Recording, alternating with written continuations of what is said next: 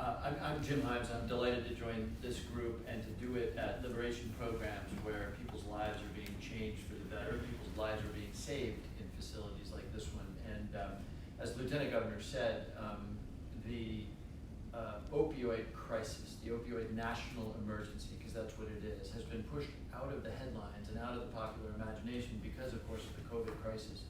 But COVID is actually making the addiction crisis worse.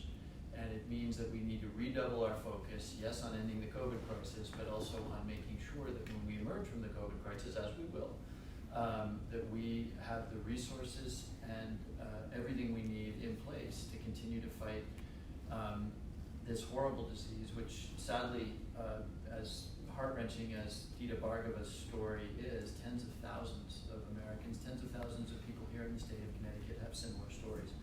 And there's still more that we need to do. Programs like liberation programs are very lucky that they are in my congressional district, but there are sister and brother organizations around the country that are very literally saving lives, and public officials of both parties at every level need to be supported, because it is in this building that people turn their lives around and deal successfully with the otherwise potentially fatal consequences of addiction. These places don't just build themselves. These places are here in virtue of community acceptance, community need, and of course the sponsorship of public officials at every level of government. And I would just underscore something that the Lieutenant Governor said. Each and every one of us, whether we're just a dad or a mom out there, or a senator or a governor, this problem can be shrunk by dealing with the stigma that keeps so much of this issue behind closed doors, that makes people embarrassed to seek treatment, that makes people embarrassed to get on the phone and talk to somebody who might be able to provide them help. That creates denial that in certain cases can be fatal.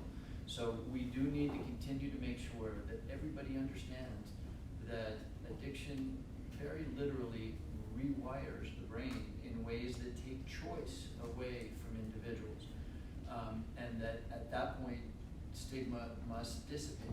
And we have to be a society that encourages those people who fall into addiction to seek treatment in places like this, to go to detox, and that creates an environment in which their neighbors understand that that is a good thing to be celebrated. That's how we ultimately